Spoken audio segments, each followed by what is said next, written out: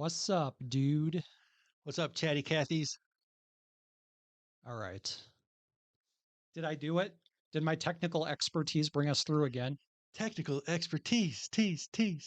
I'm pretty sure. I'm pretty sure it did this time. I'm pretty sure there's no fuck ups, except for the fact that we don't have a theme song this week, but whatever. Yeah, we don't have a theme song, do we? We can Imagineer it, though. Do you like to Imagineer, boys and girls? I don't. I fucking hate it. I want shit to work the way it's supposed to work, and I don't want your fucking janky solutions. Here. Welcome to Mindful 90s.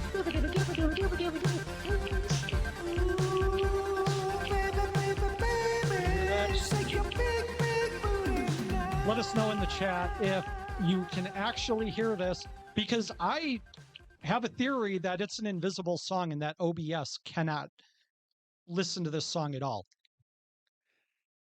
I think the song is a Bermuda Triangle. That's what I think is happening here. Weirdest thing, man.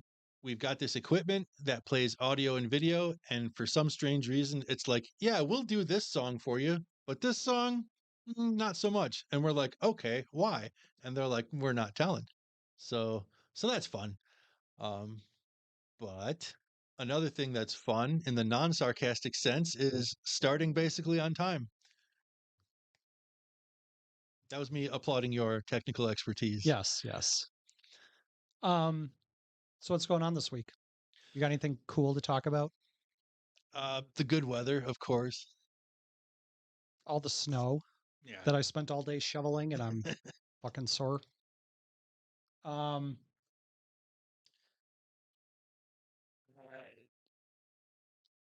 Oh, I got something to talk about. Go ahead. Oh. I had something. Okay. I mean, mine was just mentioning that my birthday is in 5 days. Nobody cares. I will be turning. What? I will be turning the age that is the answer to life, the universe, and everything. 42. 42. I'm not wearing a 90s shirt today. I am wearing a Martin Luther King Jr. shirt today. Oops, sorry.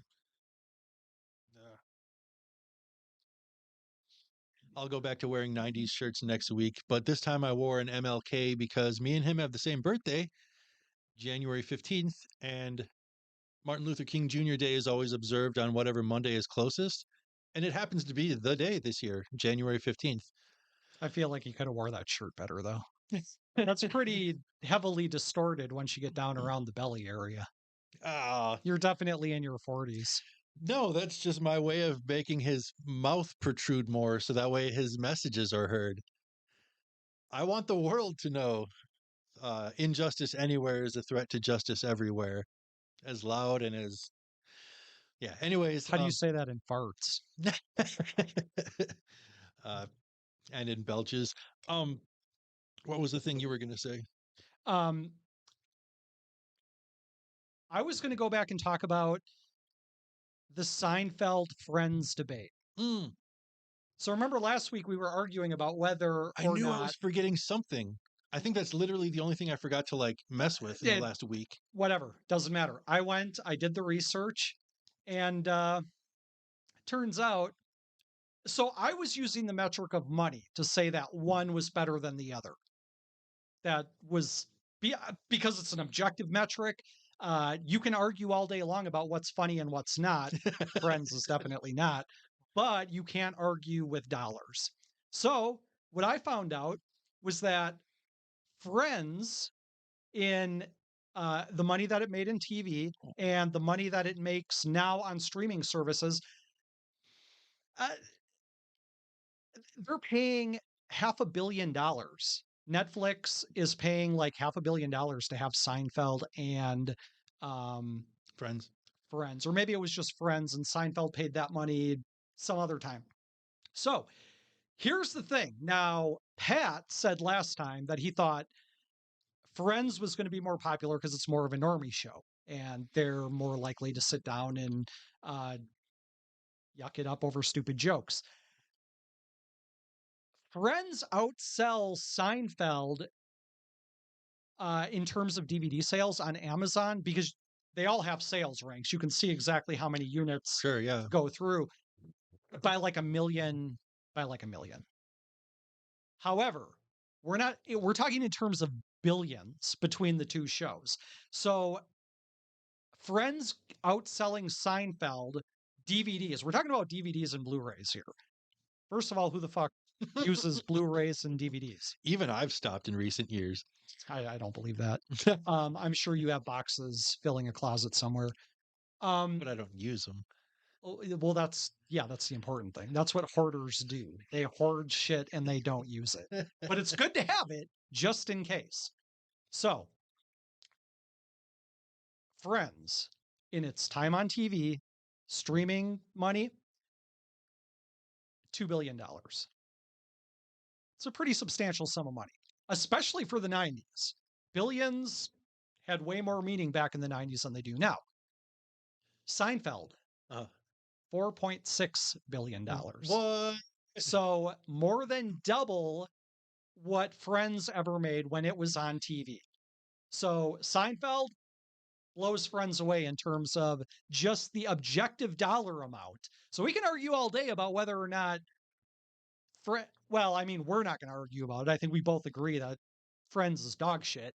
But just in terms of money, Seinfeld just completely annihilates Friends. Weird. No, maybe not. It's not really weird because I made that claim last week, and of course, I was right. Do you think Seinfeld has been syndicated more? Yes. I feel like it probably has been. I'm sure it has been. And I think it's been on every streaming platform by this time. I know it was on Netflix for a while. It was on Hulu for a while. I don't know where it is now, but it's been around more than, but then again, I'm not looking for Friends either. So I don't even know what Friends has been on and what they haven't been on. You're saying that the actual overall net or gross Yeah. No, this is sheer profit. sheer This is profit sheer made. profit. You're saying Seinfeld more than doubles Friends? Yes. Oh, okay. Now I really need to make it a point to look into this and be ready for the next episode to double check your work. But what I am saying is that Friends has outsold as far as I can tell, at least as far as Amazon is concerned, they've outsold Seinfeld in the home media market. What was the weird box set where the entire series of Seinfeld was available in one box and it was like a fridge or a microwave or something weird like that? Yeah, see, they've done a lot of shit like that. I was buying Seinfeld DVDs back in the early 2000s, so we have no information as to how many DVDs Seinfeld was selling back then either. Just have no idea. Weird. So, And then after this show is done tonight, I'm going to say, Corey, where did you get those numbers from? And you're going to say, I made them up. maybe you should have double checked my work before you came in here. The other thing that I wanted to talk about before we got into the topics was I got a few messages last week. People took issue with me saying that Nirvana and Alice in Chains and who else did I say? Pearl Jam, maybe? Soundgarden, Pearl Jam. something like that. Yeah, sure. Any of those bands that they suck. And I didn't, now, to be clear, I did not say they sucked, period. I said they suck by today's standards. My only point was that grunge and that shit is fine for the time. If Nirvana appeared today on the music scene, nobody would give a fuck.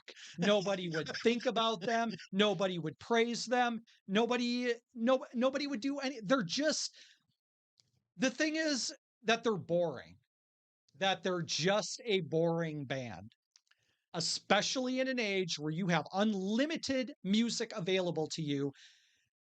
So anybody telling me I'm wrong? No, you're wrong. You're fucking wrong. Nirvana is a boring band. You can only listen. They're fine if you're a teenager. If you're an angsty teenager, that's great. But as an adult, 20 years later, if you're still listening to Nirvana, man, I don't know what to tell you. If you're a kid listening to Nirvana, discovering them for the first time, that's fine. It doesn't matter. But as an adult, hopefully you made the point last week. You were like, "Oh, you can't get in touch With with your your emotional soul, side. with your Yeah. yeah, with your emotions and your." Here's the thing. My soul is a complex dodecahedron that necessitates complex music in order to fill it. If you want your simple 3-chord rock songs for your simpleton soul, hey, have at it. I ain't judging. I'm just saying, I wish I was so easily amused by music as apparently a lot of people are out there. Now, There's a really cool band out there that has a lyric that goes, "I wish I was like you, easily yeah, amused." exactly. Um, That band is Nirvana. uh-huh. Uh-huh. Yeah. And by the time In Utero came out, now I remember this as a kid because I went and bought the album and there was all kinds of controversy with there was a song called Rape Me on it. And so a lot of department stores wouldn't carry it because of that. Sure. People were already shitting on Nirvana by the time In Utero came out. They were just bored with the sound. They were like unimpressed with it. It wasn't anything new. They weren't really pushing anything musically. It was just kind of the same thing. Uh, it was a little more intricate, I guess. Um, Kurt Cobain may have added 4 chords instead of 3 to every song. Ooh, Um, yeah. but really, it is no different than Diley commented on that video, and he's like, "So, what you're saying is that um, Nirvana's the Nickelback of the '90s?" And I was like, "No, not quite, because Nickelback's really bad, but they are like the Limp Bizkit or Linkin Park of the '90s. Like that's Ooh. who I would compare it to. Ah, okay. Uh, Okay. just really shitty, uninspiring pop music. That's really all it is. And I know there's some dude out there named Kyle who just heard this and he smashed his fucking meth pipe on the wall because he's so mad. He's all like, and people will say this about Kurt Cobain too, but like Meth Kyle, he'll be like, oh, Chesterton, whatever the fuck the guy's name was. He was a hero and a legend. No, he wasn't. There was nothing really that special about him other than he killed himself. And that's the same with Kurt Cobain. If Kurt Cobain didn't swallow the shotgun, he wouldn't be remembered. He would be playing fucking concerts at the bingo and casino over by Green Bay. Too soon, sir. It's been 30 years, but still too soon. That's literally what would happen. He he would still be calling himself Nirvana, but it would be all new band members because Dave Grohl, he'd still be doing his thing because he's an all right musician. Uh, but that's the point. So I don't need to hear your dumb shit. Uh, you're just wrong. You're just wrong about Nirvana. You say that there's so much better music that you can find these days. W- Uh, tell me some music that's better and tell me what makes it better. Um, I brought up bands from the '90s. I brought up Opeth, Porcupine Tree. Uh, anybody else? I don't know. But Mostly, no, but no. And you made the statement what 5 minutes ago. You said there's better bands to find, better, more modern bands to find. Didn't you say that? yeah, Yeah. sure. How about Opeth and Porcupine Tree, both Still. of whom are making albums? Well, maybe not so much Porcupine Tree anymore. I don't even know when the last time they came out with an album was. Opeth is still making albums, and they're still fucking good. To me, they're In not the same. No, they're not the same, but they're still fucking good. That's the point. They're still very intricate. It's still very interesting music. Nirvana isn't doing that for 20 years, man. There's no way. They would have stopped making music a long time ago. What about paintings? Are the only paintings that are worth a damn the intricate ones? Or are some of them beautiful because of their simplicity? The only ones that are interesting are AI paintings at this point. I'm just sick of humans. Like, give Oh, the truth comes give the out. robots a The truth, yeah, chance. there we go. The truth comes out. You're just sick of humans. Um, I will remember that. Radiohead was another band in the 90s that has been making consistently good music all of this time. Probably agree They're with you another on one. that. Uh, the point is, Nirvana was not one of those bands. Neither was Pearl Jam. Everybody, not one of those bands released, with the exception of Soundgarden, and who else would I? Oh, Alice in Chains. Alice in Chains, Soundgarden are definitely exceptions to this. Stone Temple Pilots was one other exception to this. The albums that came out after their multi-platinum albums, and all the bands I named all had multi-platinum albums, Mhm. but only a few of them could follow up. Nirvana and Pearl Jam could not follow up on those albums. Yeah, Yeah, Pearl you got nothing to say. You've got nothing to say. There's Pearl Jam's 10 was the first CD I ever held in my hand back in like 1991, 92. That thing is a masterwork to me. And then the album that came out after it, I'm like, it's still really good, but it was the album that came out after it was called Verses. It was still really good, but it was kind of a half a step down. And then the album that yeah, came out after that was Vitology, and I only really liked the first half of it. Then the second half was, I think I always referred to it as meandery bullshit because it just kind yeah. of started to meander with their music and lose focus and just kind of express themselves a little too much, maybe. Yeah, that's kind of when I stopped buying Pearl Jam albums, was after that third one. Stone Temple Pilots, all their albums kick ass to me. They're in my top 5, 6, 7 favorite bands of all time.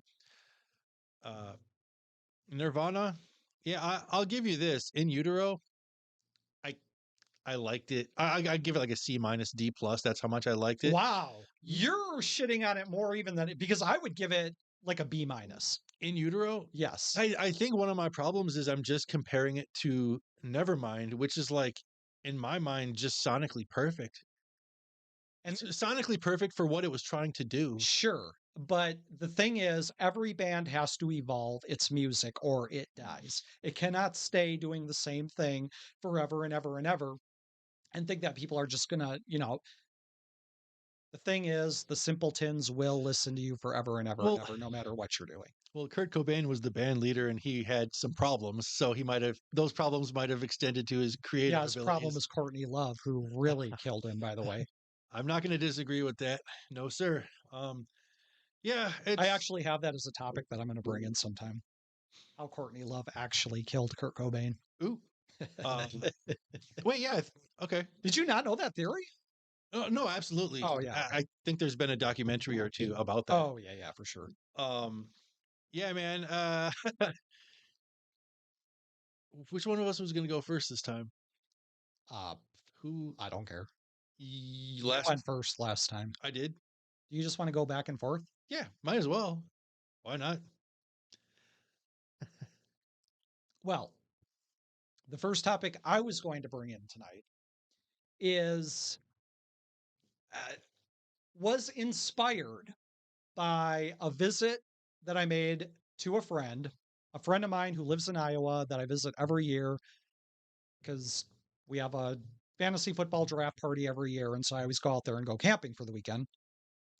But I stop in, I spend the night with a buddy of mine.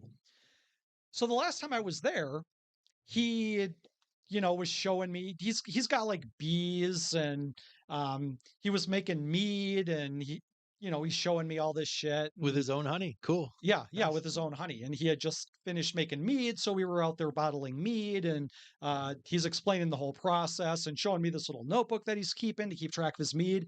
And the entire time I was just like fascinated. I'm like, oh wow, this is really cool what you're doing, like this is something humanity needs, bottles of mead. And like, I'm not even being sarcastic, people need that shit.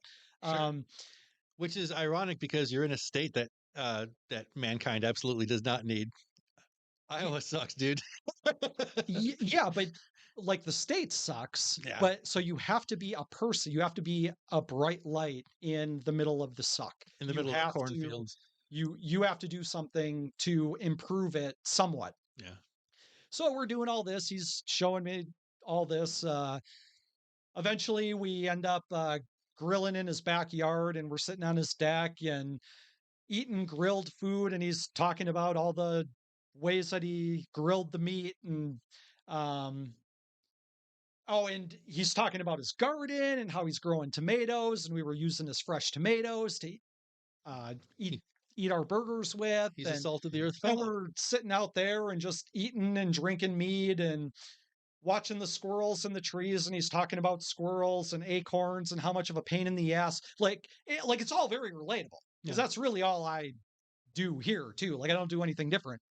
But on this particular occasion, it suddenly occurred to me out of nowhere. Here I'm we go. like, dude, like it doesn't seem like that long ago we would have been talking about like strip clubs we were at or concerts we were going to or whores we were banging or drugs we were doing.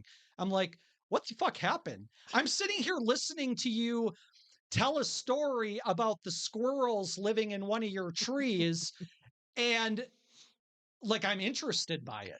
Like that's the worst part about it is So that I got into it and I was like, yeah, that's really fascinating.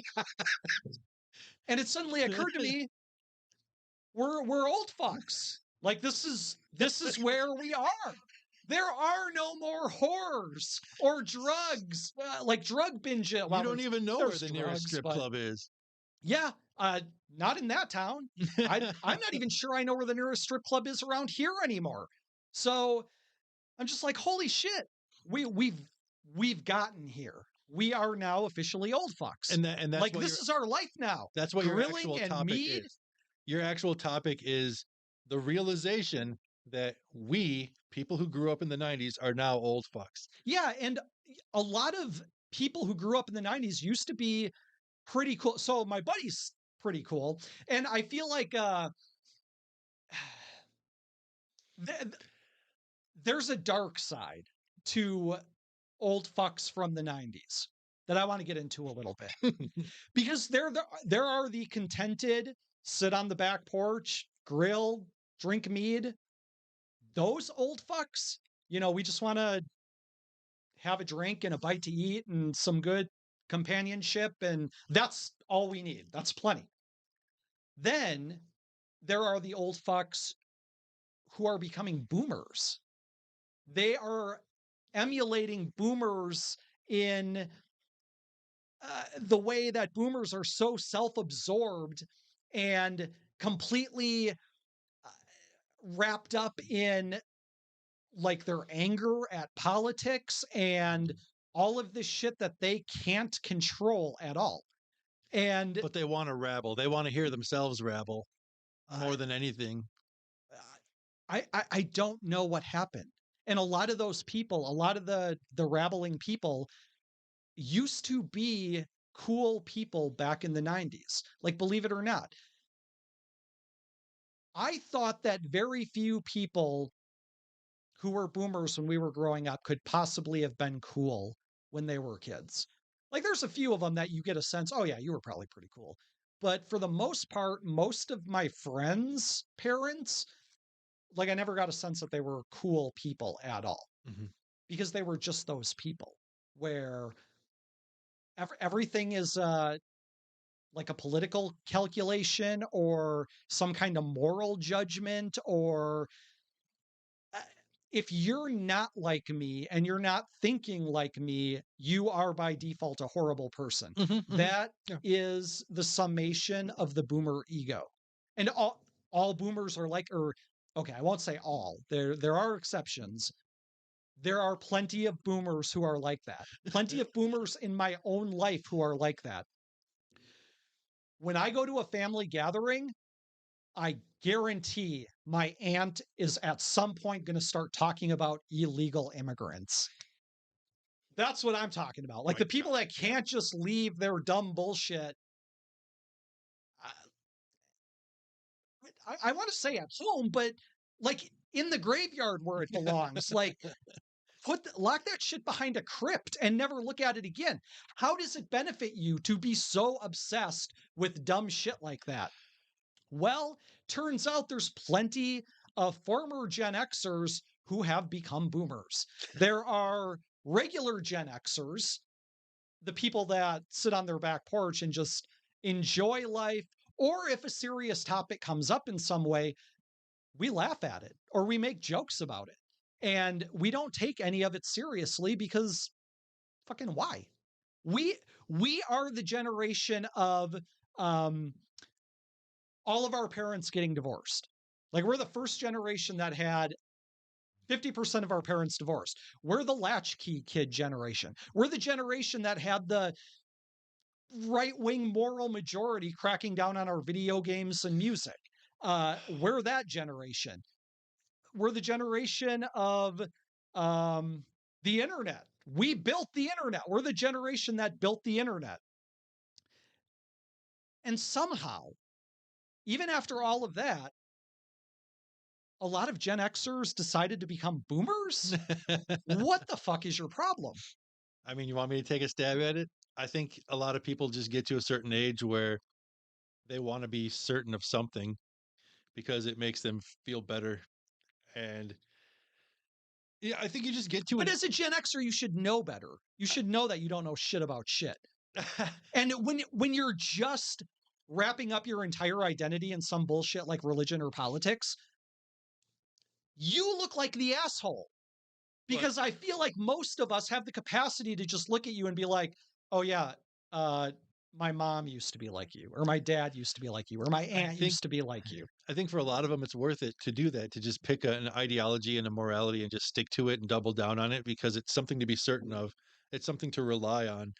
And you get to an age where that becomes more valuable than uh, not ambiguity, but just like open-mindedness, really. Um, I think there's something to that when you become. I think that's why people refer to old people as boomers, even if they weren't from the actual boomer generation. It's almost like boomer is a statement about when you get to a certain age and you're just like, well, I have to turn on that cantankerous switch now because I don't really know how to get by without it. But you can get by just fine. That's what I'm saying. Are you? Like hanging out with your friends on their deck, drinking meat and eating burgers, that's how you get by. That's what you're doing. You're doing whatever brings you joy in life. Getting yourself wrapped up in some dumb bullshit and Brings just some being people joy in life. no, they're not though. That's my argument. They're not happy people at all. Even if they get everything they want, they're not happy people. Oh, okay. No, See, okay. a lot of these uh I'll pick one person in particular. I visited Facebook this week, to my shame, and just kind of picked out like some random people that I used to think were cool in the 90s and just kind of like, where are they at right now? What are they posting about right now? And it's crazy, man. You can watch this shit happen in real time. I opened my first Facebook account in 2006 or 7. So it was that long ago. Yeah, it was '06 for me. Uh Back then there was a lot of people who started accounts, a lot of people our age, a lot of people in their I would say between 16 and 30. Like that kind of age group before the boomers started learning how to use computers and the internet. Back then, everybody talked about, oh yeah, it's so cool. We're going to go to this new music festival called South by Southwest. We're going to road trip down there and smoke a bunch of weed. And oh, we heard this awesome brand new band called Crystal Castles that just came out. Um, that I was their love their life. music. That was their life. And now it's like, did you hear what Trump said about the Iowa school shooting?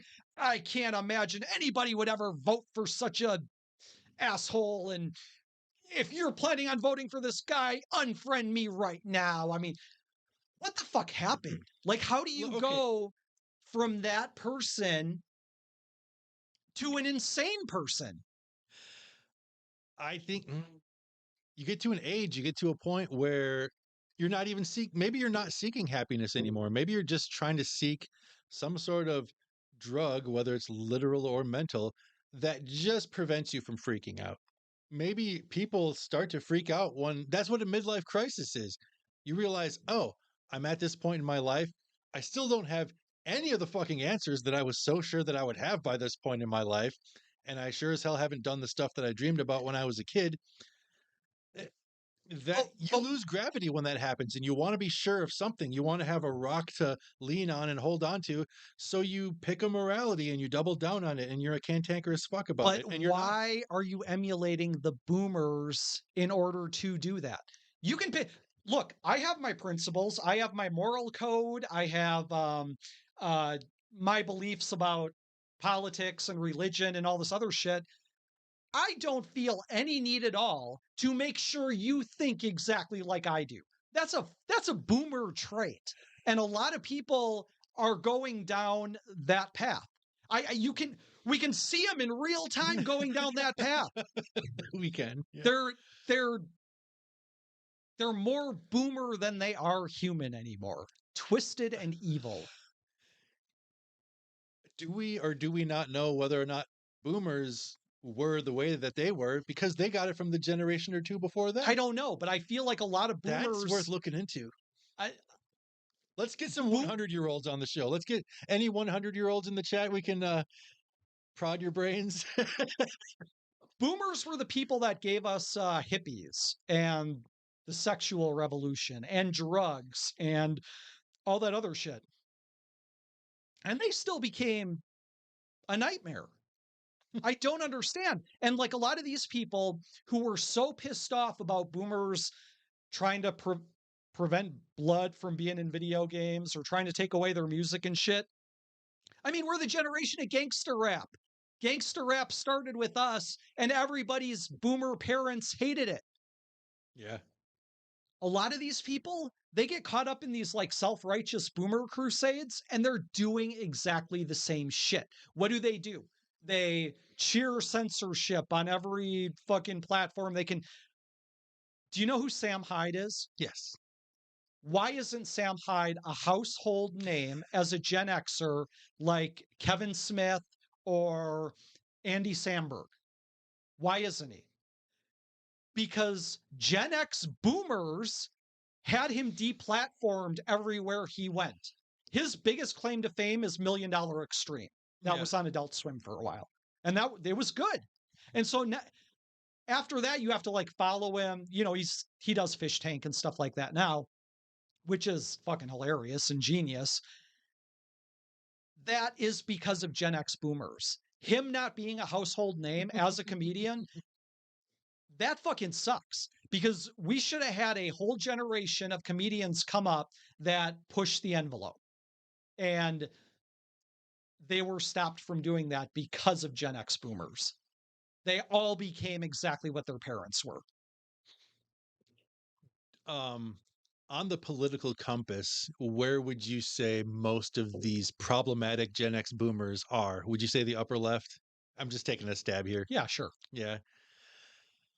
Because that's the type of person who is self-righteous in their um whatever their ambitions in life are. They're the people who will crush all opposition because they believe in necessary evils. Because they believe that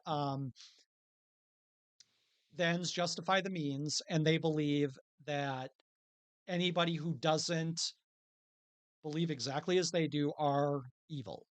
That's sanctimony. Sure. They're sanctimonious fucks. But boomers are the same way. Well, no, that's what I'm asking you. Do you think the majority of boomers are upper left, authoritarian left?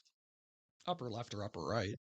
Okay. They're all most of them are authoritarians in the sense that we want to crush I think all opposition no, to what we think. I think maybe we're onto something then. I mean, what's at the top? At the top of the political compass is just a pure concentration of control, right? These boomers, whether it's Gen X boomers or whatever boomers, they want control back. They used to have control of stuff, and then their kids grew up and moved out and made their own lives, and they might have made lives better than the boomer parents they had. Those boomers want control back, so they get bitchy. But why are the Gen Xers doing it? That's ultimately my question here. How did so many Gen Xers become You're talking about somebody boomers? who's like 50 years old right now. I would say between 45. between 40 and 50, 55-ish, somewhere in there. How did so many of them become boomers? And the thing is, I've been watching it over 20 years in real time just on social media. Leave us comments and chats and voice messages if you want to chime in on this stuff. Help us figure this out. Help us help you. Now, I know a lot of Gen Xers who they're people who just want to live their lives and mind their own fucking business. They're not in any kind of crusade. What was the one that was the parent something council or whatever back in the 90s that was notorious for trying to get shows canceled and censored? Was that the Tipper Gore thing? Yeah, yeah, yeah. Yeah. Those people have become that just in social media and trying to get people kicked off of tech platforms. Alex Jones, he's another one. He's a Gen Xer. He was deplatformed. Sam Hyde was deplatformed. There's a lot. I could compile a list of people who just have very weird views about things or views about things that are outside of the mainstream. But the boomer thing to do is to shut that down and not let them have any kind of voice at all. That's a boomer thing. Like a Gen Xer thing, we should be the ones who are just like, all right, well, I don't like what you're saying, but I just don't give a shit because I got my own thing going on. That should be a Gen Xer ethos. Should. You just used the word should. I did. What are you basing that on? Well, nothing anymore. Because that was me as a young Gen Xer thinking, wow, there were so many upheavals to the culture during the 90s that I thought it would generate an entire generation of people that were going to be immune to the dumb bullshit that the boomers fell for. I mean, you can whip up boomers for anything. I mean, the communists are going to come and get you if you don't fucking give the military hundreds of billions of dollars. The illegal immigrants are going to come and take all your jobs if you don't give the government all the power that it wants.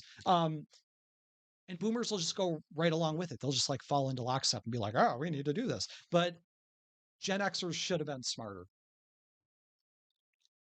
History repeats itself. Is that what this is all about? I don't know, man. I have no answer. I'm just saying old fucks who used to be cool or people who used to be cool in the 90s becoming old fucks.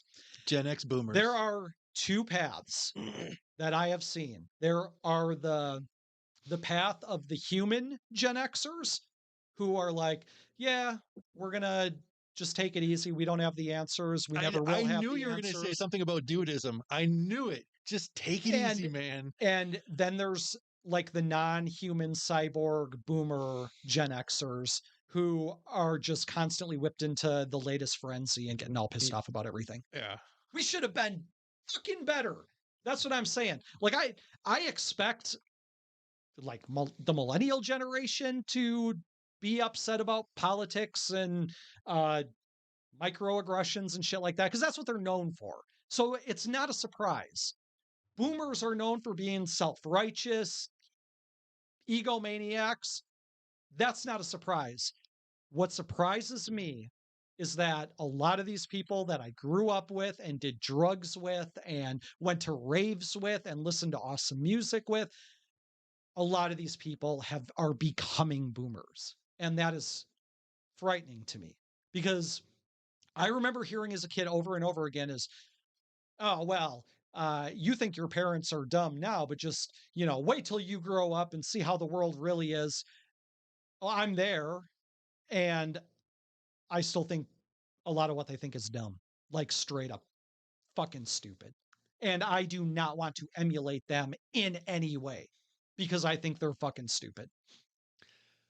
I think that the chill, just take it easy, man, Gen Xers that you're talking about are the kinds of people who love to go back and listen to old Nirvana. So that's one of the reasons why I don't get you, man. No, they're not. They're the people who are like, man, we got all this great new music to listen to. Let's embrace it and never ever listen to a Nirvana album again. I think you have like... See, you're trying to impose your shitty musical taste. I think... Watch it, buddy. I'm I don't I think we need to move on to the next topic. I don't want to run as long as we did last week. We ran a little bit long. Not too bad, but still. All right, Um, let's hear your thing. I don't think there's any kind of segue between what we've been talking about and what I'm about to say now.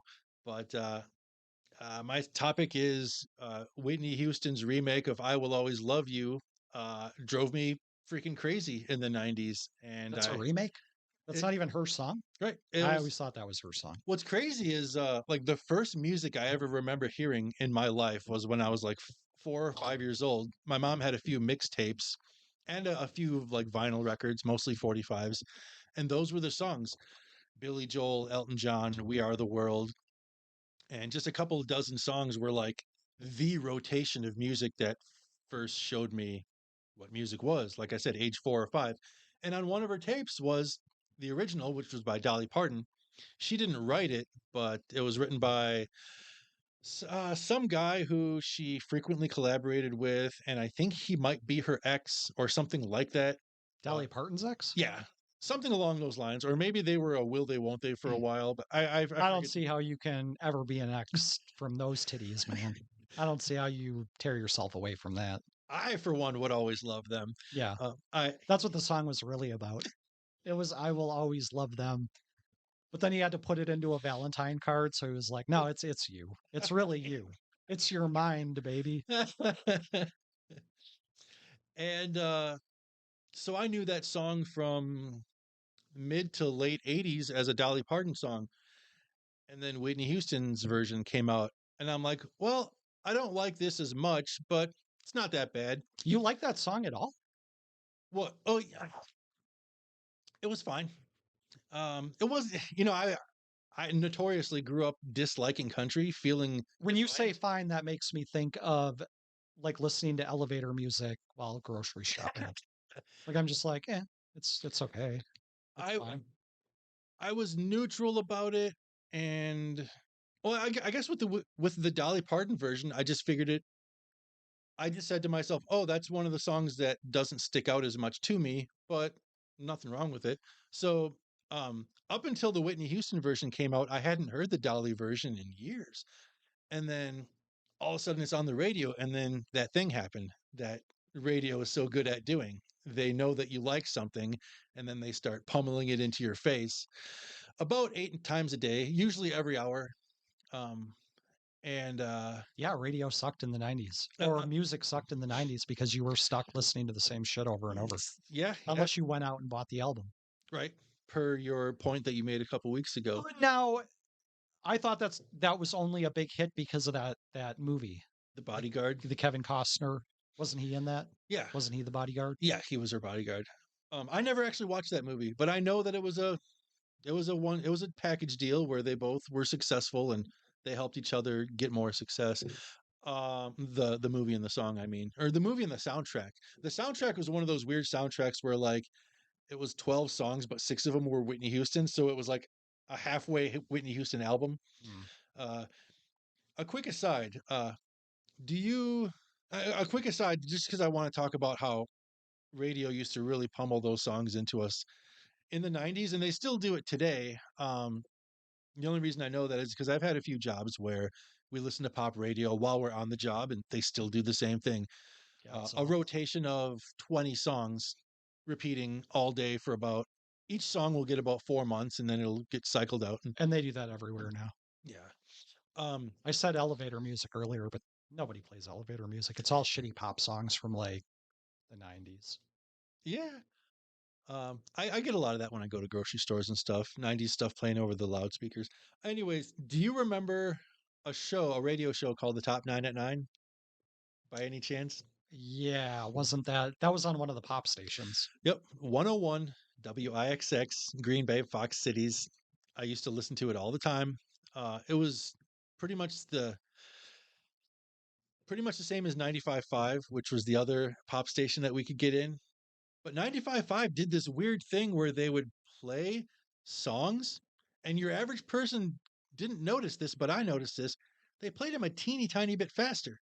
Literally, like a song would be played so much faster that it would only be like 1 second shorter. Hmm. And I'm like, my initial thought was, do they do that to save time and fit more songs into the hour? I'm like, no, there's no way that Well, to fit more advertising into the eh, hour. it's possible that you could get one more 15-second ad in an hour if you do that to all the Well, songs. after 15, yeah, after But 15 songs, sure. I think After an entire day, that's like if 10 different if ads. you get that one or two more ads in, you do make a little more money, I guess. But I think it's because they wanted to make it sound poppier, so it was more addictive. I think that's it. If it's a little bit faster pace, a little bit higher tone, and I'm talking minuscule amounts, but Uh, subconsciously that does have an effect on people. Anyways, that's actually why I listened to 101 instead, because they didn't do that. I could tell that the songs were at a normal pace. Call me weird for saying that. Say that I'm wrong if you want to, but I noticed these things. 101 WIXX had that show called the Top 9 at 9. Every weeknight at 9 p.m., it would be the top 9 requested songs of the day. Oh boy. There was a stint where it was people requesting the same fucking songs every single we could day. talk about that forever. I just don't get it. I don't get it. There was like a 4 month The same period. people who were requesting Nirvana songs when Smells Like Teen Spirit came out. How did I Today smells like Teen Spirit for the 100th time. Yay! It was All for Ones, I Swear, for about 4 months. It was Warren G's Regulators for about 4 months. I don't remember It was that. Boys to Men's I'll Make Love to You for about 4 months. These all these songs had their They're stint all at like love songs. e- They're all like getting well, freaky with the ladies songs. well, Regulate by Warren G wasn't, but I it don't even was remember that one. G Funk, where rhythm is life and life is rhythm. I, I don't Man, know. that song was dope. I was too busy getting freaky with the ladies. But these songs would all just get overplayed like the Dickens. Yeah, of course. That's why I never listened to that shit. Like And I would listen every once in a while when there was really nothing else to listen to, but you can't do that every night. You're going to turn your brain into mush. so, and I've asked people about that, and they'll hit me back with arguments like, "Come on, it's not that bad." I'm like, "What? It's not that bad." It's pretty bad. It's pretty bad. Even still, why are you just rolling over and taking it when they play the same songs? Um, How did nobody organize an effort to request like a Two Live Crew song? Like for an entire week, just every single request because this was the mid 90s and we didn't have the internet as a way to like make to groups to like organize. Yeah. organize this stuff. Yeah, that's what it was. Ugh. So Whitney Houston's I Will Always Love You got the same treatment where it was just bludgeoned into our heads for months and months. And this, let's not forget, it's a very repetitive song, especially towards the end when she's just bellowing I over and over again, just as loud as she can. How can you possibly be a kid, a preteen like me, dealing with that and not come to hate that song? How? How is it even possible? How do you not hate all of those songs from back then? Well, I mean, like It takes time to heal. forget Nirvana for a second, but like just the radio songs. How can you not hate all of them? I am going to buy a Nirvana shirt and wear it every week. That's fine. That's fine. You've just inspired. Kurt Cobain was a good looking dude, and You've just Nirvana inspired me. merch always had great designs on it. It ain't gonna bother me one bit. And as the years passed by, I started to kind of become a little bit more of a philosophic person. And I'm the kind of guy who generally doesn't pay attention to lyrics that much. I just like the way the song sounds and the way it makes me feel. First and foremost, and above all else, that's what I care about. There aren't many exceptions to that. There aren't many times when I'm really listening to the lyrics. Weird Al and They Might Be Giants, I guess, would be an exception to that. But for the most part, I'm not trying to decipher the art of the lyrics. I'm just listening to the song for what it is. But the lyrics to Whitney Houston's I Will Always Love You, it's very easy to memorize those lyrics because there aren't many.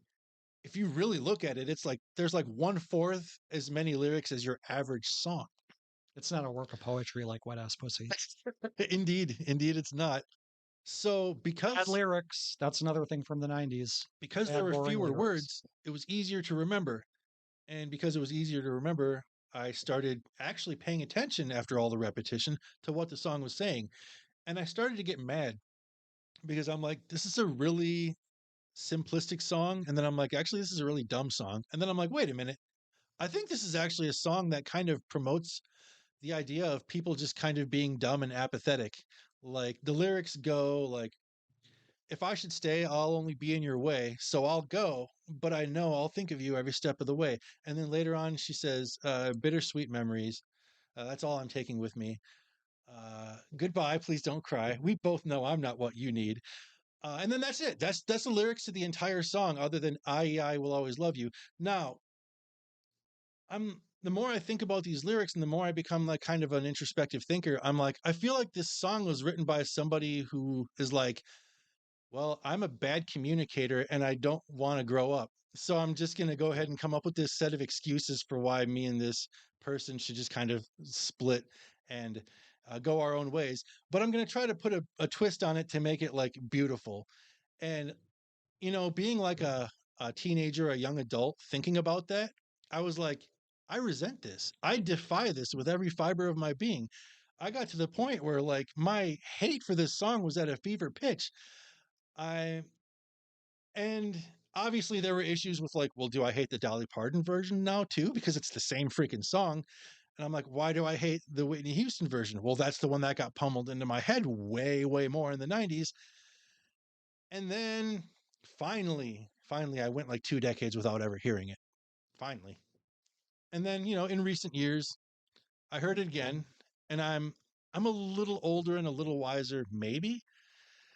And I'm like, you know what? I guess I don't hate this song anymore.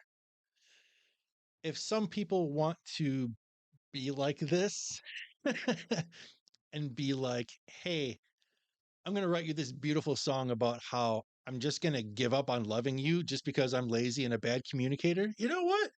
That's the way she goes. Some people are just going to do that, and it's okay. And if I. Now, most people are going to do that. I think most. It's just the whole thing is just a rationalization. Like you The said, whole like thing is just rationalization. Yeah, it really is. it's not you, it's me. That song is the version of "It's Not You, It's Me." That's all it is. There's nothing. Change the chorus to that. Yeah, yeah. I think that's kind of what I wanted to say about it is just that I'm like, well, you know what? I'm just going to stress myself out if I'm holding on to this anger and this grudge and this defiance for do I really want to die on this hill? Do I really want to die of a stroke on this hill, ranting and raving about how much I hate the song I Will Always Love You? Probably not, because even after I'm dead and gone, people are still going to be doing that same thing. How much money did that song make while it was driving you insane? More than Seinfeld. I'm gonna I'm gonna bet that right now. More than $5 billion? Prop. Mm, I'm gonna say no way. that song Not was even played close. so much. Yeah, but $5 billion. Okay. Oh yeah, yeah. No, I mean, okay. Now I'm thinking about the amount of royalties you said Mariah Carey's song has made over the years, and it's nowhere near the billions. So, what'd you say, like 30 million a year or something like that? It's still not going to come I out. think it was like 2 million a year. Or yeah. Okay. Whatever happened to Whitney Houston anyway? Whitney Whitney Houston died in the bathtub. Did she? Yeah. Why Yeah. don't I remember that? It was drug related. Well, yeah, of course. Oh boy. But yeah, man, you gotta but but that repetition, that 90s radio repetition has just ruined a lot of songs for me. Ruined slash I just agree. made it such an uphill battle to like get over the anger. No, yeah, like it's good for the first 10 times, and then after that, you gotta fucking move on. You can't just sit there and listen to the same verse, chorus, verse over and over and over again. Meanwhile, your sister's in the next room frantically calling in and requesting it because she wants to hear it every night for 4 months in a row, apparently. That it's a chick song. Chicks are into that kind of thing. I don't know. I can't explain it. Please chime in if you can remember a song from the 90s that got overplayed so much that you thought you were going to lose your mind. All of them. The answer is all of them. If it was on the radio, it got overplayed. There, You know what didn't get overplayed? I Oh, heard it on the okay. radio maybe twice. Lords of Acid song. They never played that on the radio I ever. mean, I mean, okay, I was just guessing. So when I was a preteen, I was already so sick of everything on the radio. That's when I started listening to the college station because at least the music was different. It wasn't shit that I heard constantly. And so that was good enough for me. Even though 90% of the music sucked, it was just different. And that's all I cared about. And every once in a while, you would discover they might be giants. You know, Right. I heard them on the college station. Amidst That's amidst how, all the 3-chord songs, yeah, all the right. Nirvana wannabes, Yeah, yeah. the Nirvana bees, as it were. Dude, I loved college Oh, radio so Stink much. Fist. Oh, that's what you were Stink gonna Fist say. from Tool was the Nice. only song. They released that as a single. They played it on the radio a couple of times. I don't think it got a lot of airplay, especially when people like started to learn what it was about and stuff. But whatever. I'm actually going to talk about that at some point in the future because it's got a cool story. I guess I'll end my segment by saying there were times, uh, mostly 10th through 12th grade. So we're talking like 97, 98, 99. When I would just play hooky, say that I had a headache, which was a half truth because it wasn't a real headache. It was more like the idea of going to school and being in kid prison made my head want to explode. That honorarily counts as a headache. So I'd stay home with a headache just because I wanted to listen to college radio, 90 FM, your only alternative. Shout out. Um, and I would mostly, I would sometimes call in and request stuff, but for the most part, I was just happy to let the roulette wheel spin and see what they gave me because I discovered cool new stuff. That's how I discovered Weezer and Hum, Space Hog, all kinds of, I still discover cool new shit every once in a while.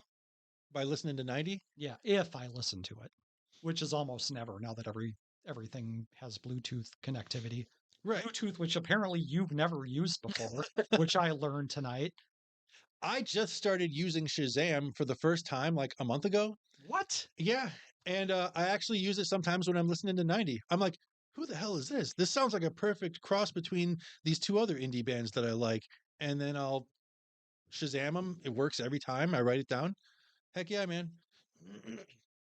So, yeah, I guess the moral of the story is it sure is nice to get away from having music force fed to you. It's pretty important because I love music and I want to keep it that way. And I don't want somebody creating an unfair bias within me to make me hate a song more than I should and let that mutate into this like crazy anger that turns me into an angry Do Gen you X still listen boomer. to the radio?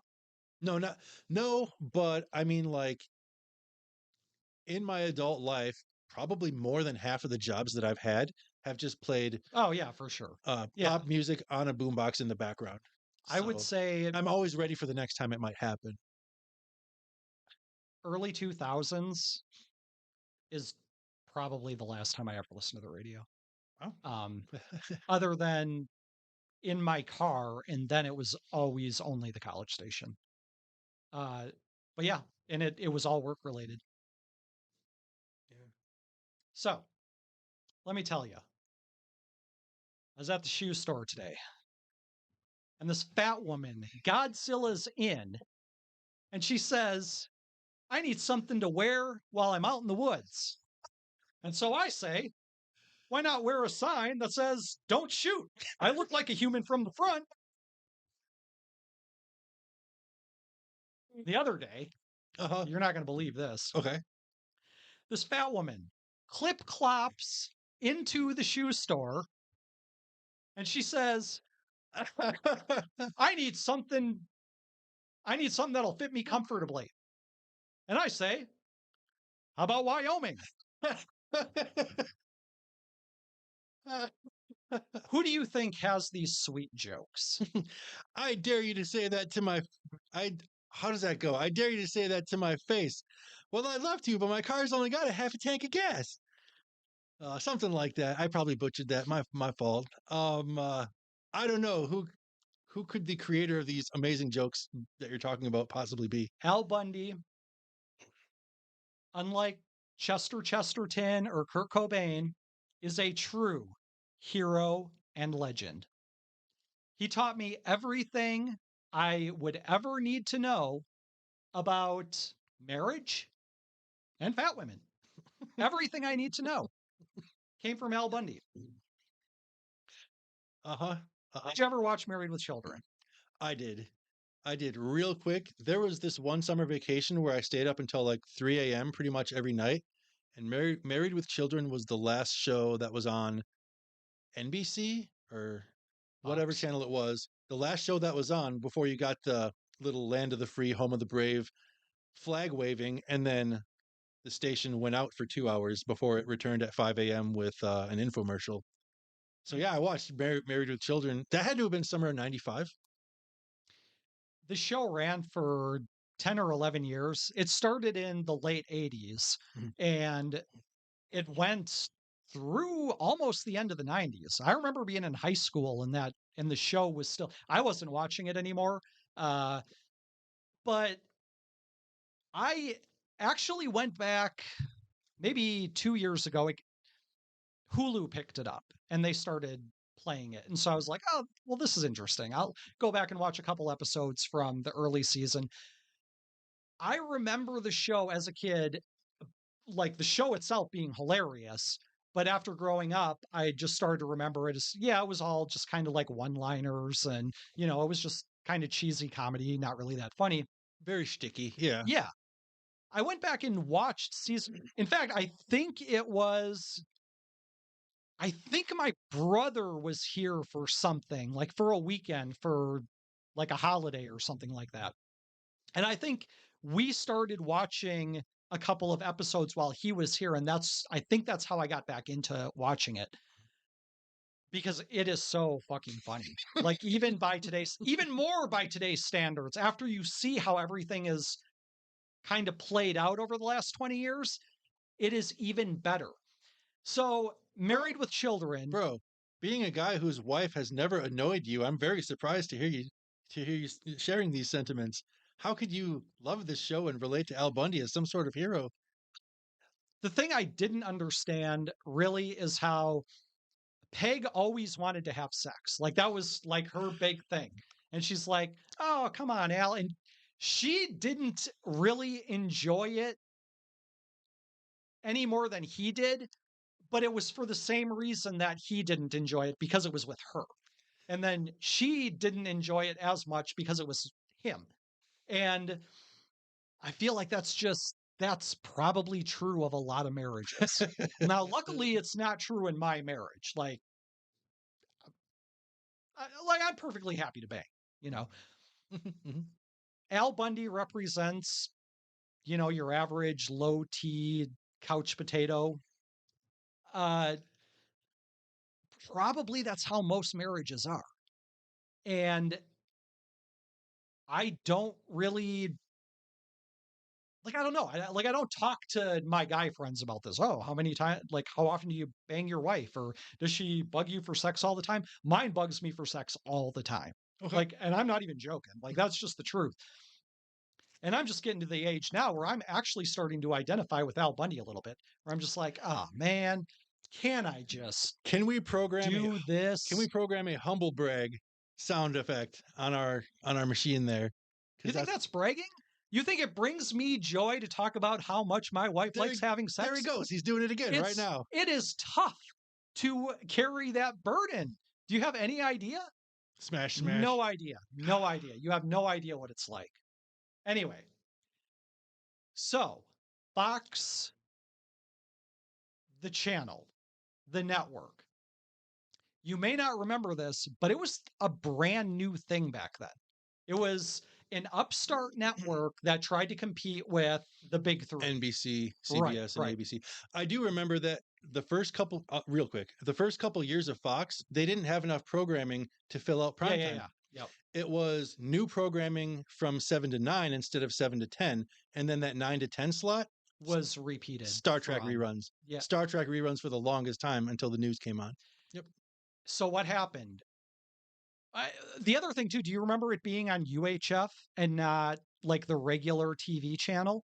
Or I remember it being on like channel 32 or something like that. And so it was on the UHF channel. Like TVs back then had two knobs on them, and one was for like network television, NBC, CBS, ABC, and the other one was for uh, like public broadcasting and uh, things that were local and didn't have a high frequency. yeah, community related Yeah. programming. Fox, for most of the country in the beginning, was a UHF station. Okay. They had their big network affiliates in like the bigger cities. But if you lived in Wapaka as a kid, you could only get Fox through this. Yeah. Fox was that way for a while, and UPN 32 was that way for a while, where we would be watching TV, and even though these channels are coming from the same cities, Fox and UPN were just a little bit fuzzier, Yeah. Yep. just a little bit. For that reason. Not unwatchably so, but Yeah. a little bit. So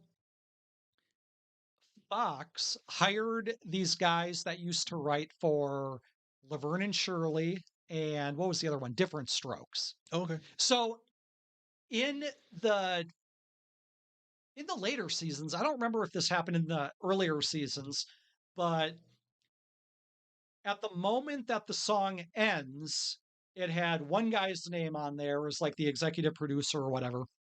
Moyer is the guy's name.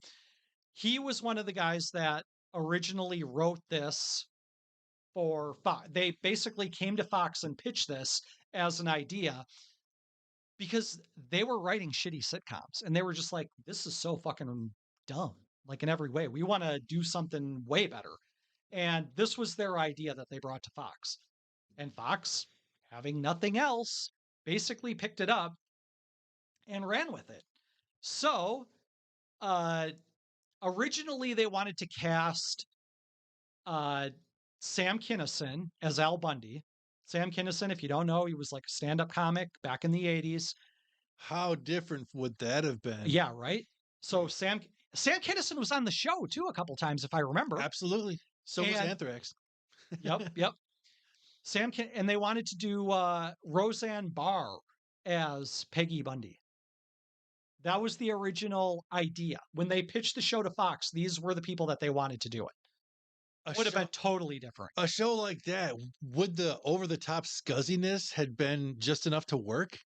I well, yeah, because Oh my god. Sam Kinison Wow. and Roseanne Barr back then were both stand-up comics who were known for Being loud. being loud and crass. Yeah. Yep. And so they would have fit in perfectly with this. But I'm just saying, would the end result have been anywhere near as good? I guess is what I want to know. there's no telling. It would have been a totally different show. Yep. That's Yeah. all we can say about it. As it is, it worked out. It worked out great for what it did become. Yes. It did. It worked out so great. So here's the thing: the show in the beginning was very. It took a long time to catch on. It was very slow moving. It was not nearly as popular as I think Fox was hoping that it would be. I don't know that it wasn't because just the idea that you have this upstart network with this crazy satirical take on family sitcoms. I feel like there was probably more people watching it than the Nielsen ratings might have given it credit for. I don't know. If I had to guess, I would say that was the case. According to Nielsen themselves, it was just not a popular show. That could be because the more established networks were already doing their own thing in the same time period, and probably everybody was tuned into those shows anyway. Whatever. But in 1989, there was a guy who was so disgusted by this show and the way that parents interact with their children and the way children just misbehave. Absolutely appalling that they would air this on the public airwaves. So this guy, Terry Racolta is his name, Okay. decides to issue this boycott. So right wingers, especially of the religious type, are very notorious for, in this period of time, orchestrating boycotts against everything, literally everything. Hmm. How was Married with Children not going to be boycotted? Because this was antithetical to everything these people want. That's what blew the show up. Because now everybody was like, oh, wow, this show is this cool? We had Buzz. no idea. So, What was more important in the late 80s, early 90s than buzz? right, Buzz for a new show. right. And A especially the chance to right catch on. kind of buzz. Yeah. The right kind of buzz coming from, right wing uh, moral gatekeepers, whatever you want to call them. Most people are looking at that guy and being like, well, we already know you're a dick. So if you're against this, this is probably good. That's what blew the show up.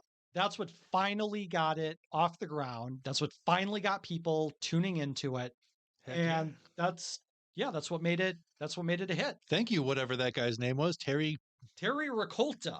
All right. Great. And I was reading up on this guy online, and he had gone through and he had done some interviews and stuff like that. And as of recently, he's actually acknowledged that. He's actually said, yeah, you know what? It was a mistake. We shouldn't have done that, because then the show got super popular. I mean, it's still not a mistake. I mean, he didn't achieve whatever dumb ends he was trying to achieve, but he gave us all exactly what we wanted.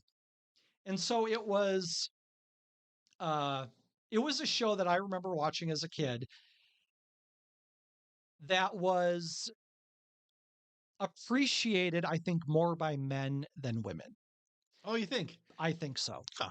Uh, when I look at the way like my uncles reacted to it or my dad reacted to it as compared to the way my stepmom reacted to it or my aunts reacted to it, night and day. The women were always going on about how disgusting and loathsome that show is, and the men were always talking about how great that show was. So, in the same way that Peggy thinks everything is great in her own life, just completely oblivious to the how miserable Al is by her existence. Oblivious / apathetic. Yeah. I think a lot of women back then were completely oblivious to how their husbands really felt about their marriages. And I don't know, maybe not. Maybe I'm just making shit up here. So, yeah, I just had a few interesting facts to throw out about the show here. Like, we all know the big ones. Marcy came out as gay at some point, or what's her name, Amanda Bernstein or something like that. I should have wrote it down, but I think her name was Amanda Bernstein, and yeah, I remember that being a thing back in the '90s when she came out, and there was a bunch of them back then that kind of did it all around the same. Like Ellen was one of Ellen, them, yeah, and sure. so there was a bunch of them, and I don't know, nobody gave a shit. Like I feel like it wasn't. They didn't get the fanfare for it that, at least with middle America, with poor white trash America where we were, like we didn't give a shit. Mhm. Like it didn't make us like or dislike the show anymore. Had nothing to do with it. But it's funny because Marcy's character is just this just insufferable, self-righteous. She's always got a cause that she's going for. And I appreciated that about that show. How they made certain people look. I think that show, now that we're talking about it, that actually might have planted some of the early seeds in me for not being a big fan of the authoritarian left, because Marcy was just so She loathsome. represented that. Yeah. Yeah, she represented it. She was loathsome, and Al making fun of her was so satisfying. Yeah. So very satisfying. Yeah. I thought it was bonkers when they had at least one episode, if not more than one episode, where Marcy's cousin came to visit, and it was just the same actress, Yeah, but she yeah. had a different demeanor and a slightly different hair. And Al loved her and Mhm. wanted to hang out with her as much as possible. I'm like, oh, that's hilarious. I wouldn't have guessed that, but I don't know. Just So one of those things I remembered. everybody knows about Marcy coming, or not Marcy, but the Amanda. actress that played Marcy coming out as gay. And the other thing that everybody remembers, I think, is Peggy having a miscarriage during one of the seasons of the show. And the way they resolved, and I remember watching this as a kid too, and just kind of being like, okay, that's one way of doing it. Peggy is pregnant this entire show, and the entire season is about how they're going to have a baby. Because Katie Seagal in real life was pregnant. Okay. But what happened was when she gave birth, it was like a stillbirth, like her baby died. And so they were like, I didn't know that. oh, you didn't know that? No. Okay. Well, I thought it was a miscarriage. I think I might have I think I was told when I was a kid that it was a miscarriage. I didn't know that it was like a stillbirth. So, And we didn't have the internet to yeah. check stuff. Well, but I feel like it was my mom who told me that the actress had a miscarriage. Like I heard it from somebody like that. Like I heard it from a relative. But so they weren't going to do the baby angle anymore for the following, and this was like season 5 or 6. It was kind of like right in the middle. They weren't going to do the baby angle anymore because, like, how do you have your lead actress? Yeah, don't put her through that. Yeah. Sure. So that was the idea. And the way they resolved it in the series was Al wakes up from a dream and realizes that he's not going to have another kid after all. Like it was all just a horrible nightmare. Okay. That's how they did it. And I remember watching that as a kid and being like, okay, whatever. This was before I knew about the miscarriage thing. I just remember that ending specifically because it was just such a weird season finale. I had never seen that before. So that one kind of stuck with me. Right on. What season was it when they eventually adopted 7? Was that way later? Yeah. Well, that might have been like season 4 or something even. Really? Yeah. Yeah. I really don't remember. Maybe it was later. Maybe it was like season 7 or season 6 or something. I'll just have to go back and watch the whole series. Darn. Yep. So again, they resolved it with Al waking up from a dream. I feel like they could have just did the same thing. Peggy gives birth to a stillborn baby and Bud says, well, it's still smarter than Kelly. Or Al says, hey, I finally have a new favorite kid. And that's how it would. Badoom. Yeah, that's how it would. I'm not gonna lie. That's good joke. That's good joke formula. You done well. That's just character joke. Right? Yeah, it's. I get you. So yeah. Oh, the one other thing. Oh, 2 more fun facts about Married with Children, and then I'll cut it off. There was another guy before Jefferson. Is that one of them? No, that's what I've been waiting for you to say. No, everybody knows that. That's just part of the show. That's he was only there for 1 season, maybe 2. I think Steve was there for like 3. It was a while. Was he? He was there for a little while. Okay. Yeah. And then Jefferson came in.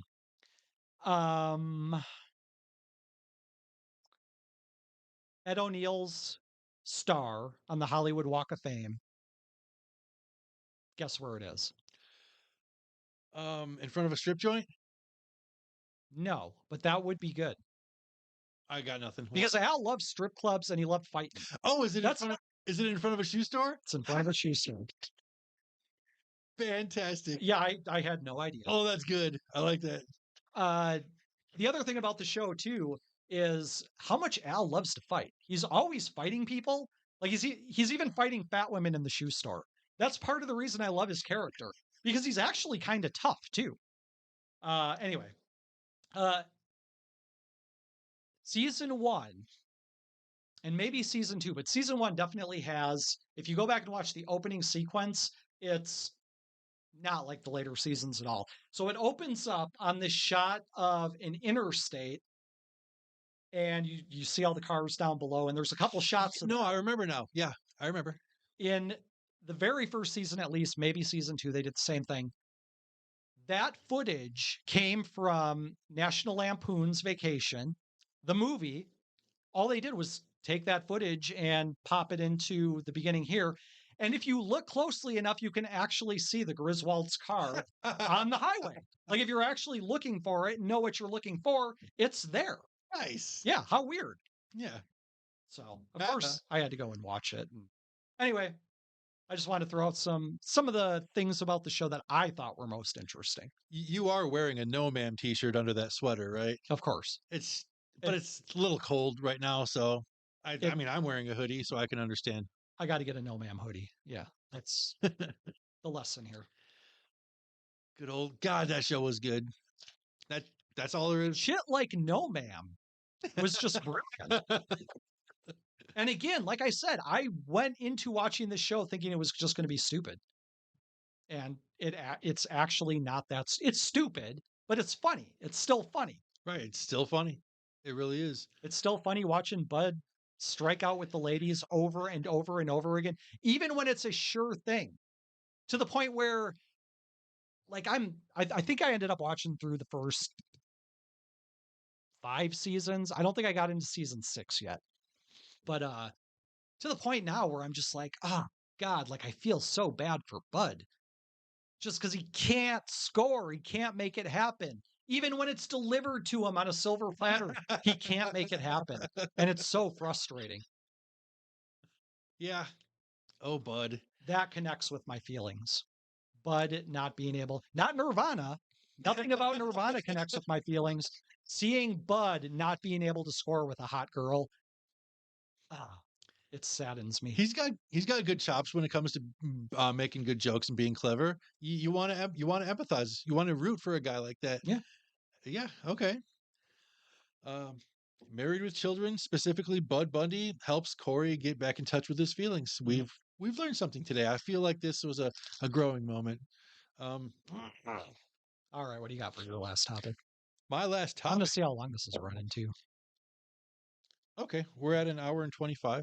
So Yeah, okay.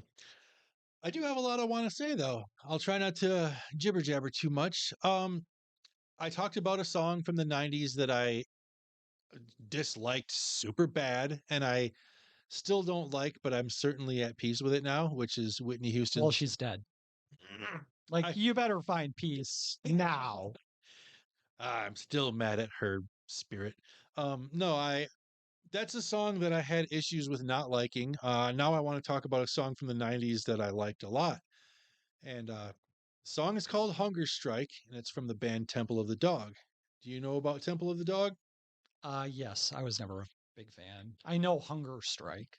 Um, a guy from the Seattle music scene died, and all those grunge bands were like friends with him and stuff. So a couple guys from Soundgarden and a couple guys from Pearl Jam got together and made this band and made one album as a tribute to him. His name was Andy Wood, and he was the singer of Mother Love Bone. Oh yeah, sure. So they were a popular band back then. Yeah, At least on the Seattle scene. yeah, at least on the Seattle They scene. were well known. Yeah. Exactly. They were well known nationally. So I heard this album, and I think this album by Temple of the Dog is just like a masterwork for me.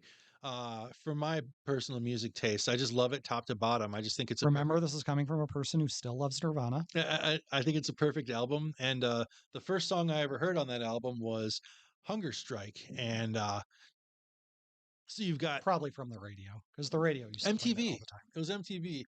And Eddie Vedder from Pearl Jam and Chris Cornell from Soundgarden are sharing vocal duties. They're going back and forth, sometimes singing over each other in just the most perfect way. And so I first heard that song when I was, I don't know, fourth grade, fifth grade, something like that. So flash forward to eighth grade English class, we get an assignment, pick a song lyric and write a paper about what the song lyric means and why it matters to you, why you like it. And I'm like, oh my God, finally. It was like the first time in my life that I got an assignment that didn't feel like it was part of the kid prison system. I'm like, this one's for me. I've been waiting. You know how I The one moment in all of your yeah. school. You know how I said that on Christmas Day I was waiting for my wrestle buddy because that would be my payoff? Like, this was one of those payoff moments. I'm like, oh my God, the dark clouds are going away and I can actually see the sun a little bit. I get to write a song about whatever song lyric I want as long as it's not like, obscene or whatever. See, So that's what I would have done in school. I would have pulled some shit like that. you walk up to the podium when it's your turn, you've got a Two Live Crew t-shirt on and you're like, "Let me tell you." Quick aside, we actually did that. In our Spanish class, we got teamed up with another person, and I got teamed up with a buddy of mine, and we were supposed to pick a Central or Southern American country because Spanish, and give a presentation on that country. And we got Colombia. Like, how do you not like what was she thinking giving us like the cocaine capital of the world? Yeah. And during our presentation, we were playing Sir Psycho Sexy, Oh, Red Hot Chili Chili Peppers. Peppers. Yeah. Yep. And that song is like vulgar as shit. And we're just playing that in class while giving our presentation about how much cocaine Colombia exports. These are facts. These are the ways of the world. Teacher can't get mad at that, right? She was pretty mad, but Okay. um, so in my head, I'm going through lots of different possibilities for song lyrics I might want to write about. Um, I came very close to picking Mr. Wendell by Arrested Development. That was a close second at the time, but I went with Hunger Strike. And the lyric just goes, actually, to be fair, this is a song where the lyrics are very, very minimal, just like I Will Always Love You. There's almost no lyrics to the song, about one fourth as many as your average song. And I guess I never held that against them. So maybe that shows a lot of bias on my part. Anyways, got to be more objective like me. the first half of the lyrics or so is I don't mind stealing bread from the mouths of decadence, but I can't feed on the powerless when my cup's already overfilled. And I'm like, I think I know what that means, and I think it's important, and I think it sounds cool at the same time. I'm going to go with that because I think it's my best shot for for picking lyrics that are appropriate for a scholastic project, a paper, and like might impress people and might make my teacher think that I'm not a dummy, stuff like that. Whatever. Might Cost get you benefit, some puss. maybe. Cost benefit analysis told me this is the song lyric to go with. And it felt very morally aware, I guess. Um, one kid in my class, he was one of the cool kids, Kian. He just picked "Excuse Me While I Kiss the Sky," and then he just wrote a very half-assed paper. But since he was a cool kid, everyone's just like, "Oh, all right, that's cool." But And that's why he was the cool kid, though, because he was spending more time just fucking around and not paying attention. You were all into song lyrics and trying to write the best paper to make the teacher impressed with you. this was like my chance to try to make something mean something. To break the monotony of going to school where nothing means anything day after day and it's all just Now, drivel. that's true. That's true. I wanted something to mean something. Yeah, I get where you're coming This from in that paper was case. that chance. Yeah, yeah. And I mean, the paper went fine, and everybody seemed to like it, and it was all good. Um, and then it's I'm the kind of guy who goes through cycles of every few years I'll remember something from the past, and I'll be like, oh, I meant to follow up on that and look into this certain question that I had regarding that thing. And then sometimes I'll think of it while I'm driving, and then by the time I get home, I don't think about it anymore. Maybe another year later, I'll think to do it. It's all a matter of it happening at the right time.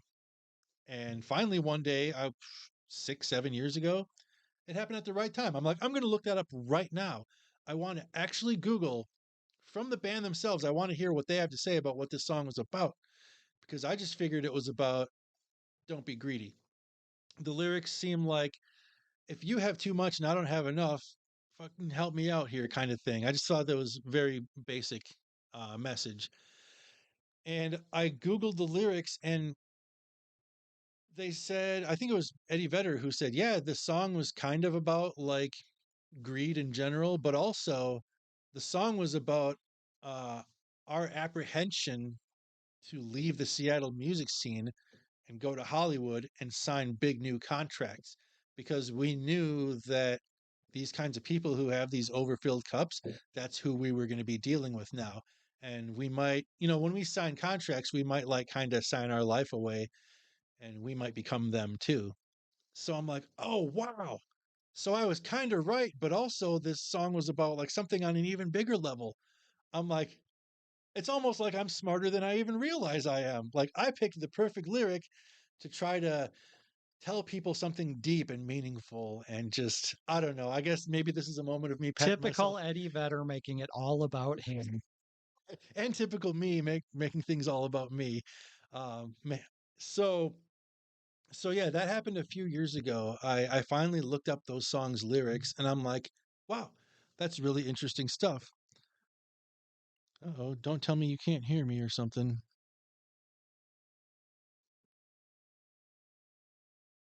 Hello, phone. Don't do this right now. Oh, no.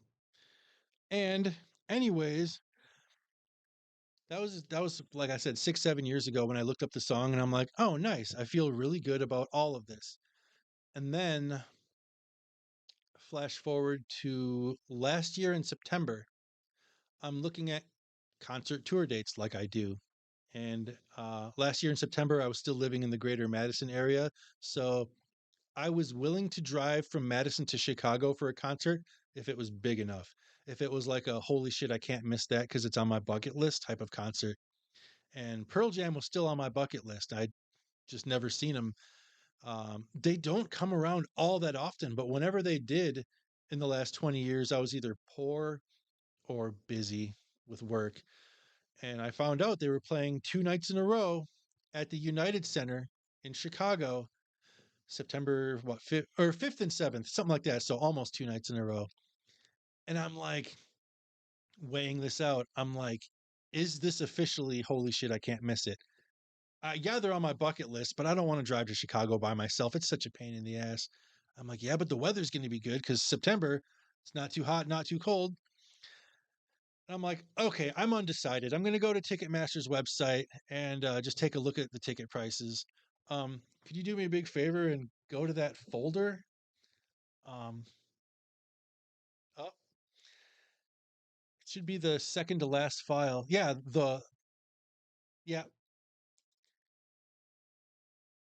Can you show people that? And we're not going to lose audio again, are we? We're good. Well, I have to put it in, I have to set it all up in OBS. Okay. So I was looking at Pearl Jam's ticket prices and they are to say astronomically high would be an understatement. Now, just a few months prior, I was looking at ticket prices to see Springsteen in Milwaukee, and I'm like, oh my God, not only are these tickets for Springsteen ridiculous, but they're even selling tickets that are full fledged behind the stage. I don't mean like a bad angle that's kind of behind the stage. I mean 100% behind the stage. Those Springsteen tickets were like $150 plus fees, and you don't actually see the concert. You can watch like a TV monitor, and you can tell people that you were at the concert.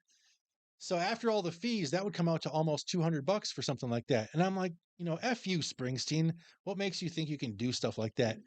And then when I looked at Pearl Jam's Wait, does tickets, that say 765? when I looked at Pearl What Jam's the fuck? tickets, I saw that they were doing the same thing. Those tickets to sit behind the stage are 150 plus fees. Damn. That ticket right there. They're stealing bread out of your mouth and feeding their decadence, bro.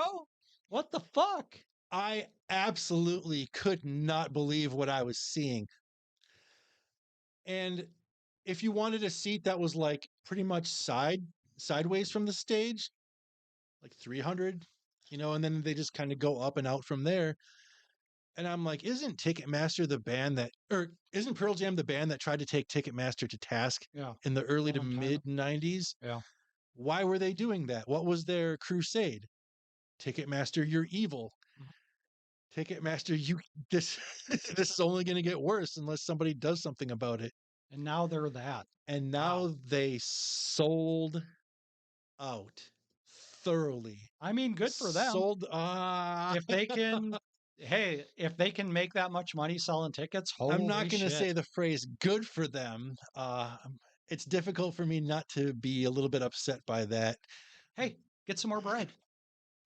Just get some more bread. And if I want to have a conversation with somebody about this, like like one out of every two people is going to say, "Oh, it's not all on the band. It's not all the band's call." Isn't it though? At the end of the day, isn't it? Like, let's say Pearl Jam is required to let's say Pearl Jam has no say in these ticket price calls because they're part of a contract. And in this contract, they have to let somebody else make the call of how much they're But they have charged. people that go through the contracts. Yeah. Yeah, exactly. They hire the lawyers that do this. They tell the lawyers what they want to know And no about one's the holding a contract. gun to Pearl Jam's head making them do this either. And at the time such a hypothetical contract is signed, at that point in time, they're already millionaires. They're already set for life. They don't by any stretch of the imagination need to do this. Why did they do it? Because they wanted to overfill their cups, dude. Talk about Their cups are already full, though. They're already overflowing. they wanted to even further overfill the already overfilling cups. Talk about Mm, talk about nuclear levels of disappointment. At this point, I don't know if this knocks Pearl Jam off my bucket list. Like I might kind of not want to go see him now. However, if they came to like Lambeau Field and I could get a ticket for like $150, You know what I like about these I conversations is that you are still surprised by bad human behavior it's just over and over again, especially from your heroes who you seem to think are like different than anybody else. It's it's something. what's the phrase? My how the mighty have fallen. My how the mighty sanctimonious warriors have fallen and fallen into a Scrooge McDuck vat of money. Apparently, $700, $726 Hey, before the fees for a seat that's mediocre. you don't know what's going on in Eddie's life. He might need a new pool or two. Like how is he supposed to do that if he doesn't charge $700 for a ticket? Weird Al wrote a song about this. About uh, needing a new pool. um, it was an anti Napster song, but one of the lyrics goes, "Don't take away money from artists just like me. How else can I afford another solid gold Humvee?" Yeah, Yeah. he's not wrong. Um, You're just the guy going hungry. You're like, give me some of that bread. F you, Eddie Vedder, for real. Um, and we can't. Dude, Eddie Vedder has always struck me as a pretentious fuck. Always. Even Yeah, even as a kid. I'd read articles and stuff that like interviews that he would do in like Hit Parader and stuff like that. He always came off as pretentious. Always. I've come to conclude in recent years, like, I don't really think he was ever really about the music. I think he was the equivalent of like an American Idol dude before American Idol existed. And he just got in contact with the right people and was like, hey, I can do a voice while I'm singing that would probably fit this thing that you're doing. I think that's what Eddie Vedder was. I don't think his heart was ever really in grunge or even necessarily hard rock. Well, he's always been a moralizing fuck, too. And I think he's always just been like an artist kind of for art's sake. And then Pearl Jam has just been an experiment of cramming him into the scene and seeing how it works. It works. It Does works. very well. It does $700 per ticket well. It still hurts. God. So yeah, I think Like I said, I'm just here to watch you like see how pretentious and moralizing people are. what sucks is that we can't compare Pearl Jam and how much they're charging for tickets as opposed to Nirvana, Alice in Chains, Stone Temple Pilots, and Soundgarden, because there is no more Soundgarden. Stone Temple Pilots and Alice in Chains have different singers now, so it's not the same. So they're never going to play like arenas and amphitheaters, or amphitheaters, yes, but like Alpine Alpine Valley playing for like 25,000, or no, that's like 45,000 people. Pearl Jam plays Alpine Valley. Uh, Alice in Chains and STP, now that they have new singers, it's not the same. They're not. So and there's no more Soundgarden and no more Nirvana, so we don't really have an adequate equivalent to compare them to as far as bands from then, bands from that genre from that time who are still touring now. They're kind of their own thing. Either way, breaks my heart, breaks my balls, breaks my wallet if I let it, which I won't let it because Well, what did we learn about this? no heroes. That's what we learned about this. No heroes. Just don't have heroes. Be your own hero. I think there's people you can look up to and stuff, but yeah, I don't know. I just never put that kind of. What kind of grade did you get on that paper anyway? I don't remember. I don't remember. Probably an A minus or a B plus. I think teachers were pretty adamant about never letting me think that I did too well on anything. Yeah. Well, oh, My final PS in the years immediately following writing that paper, I'm like, if I could go back, would I change the song that I wrote about? And 50% of the time I would say yes, and 50% of the or 50% of the time I would say no. The other half of the time I would say I'd probably pick an Offspring lyric. Just kind of a random thing. I'm like, in my, yeah, but why? You already loved that song and that album at the time. So yeah, I don't even think you would. How could you even change it? Like, why would you even think you would change it? I'm the kind of guy who wants to go back and change stuff all the time. To a certain degree, I daydream about it. I don't like pine over it. I don't dwell on it too much, but I like to daydream a little bit and think, man, if I could go back in time, would I do this thing or that thing differently? I would have written about probably the lyrics of Night of Offspring's Nitro or Smash. Yeah, because that was my soul too. Those lyrics were my soul. Anyway, that's what I got this week. Um, to try to sum it all up, um, I don't know. Music is music. People are people. It is what it is. It ain't what it ain't. That's the way she goes.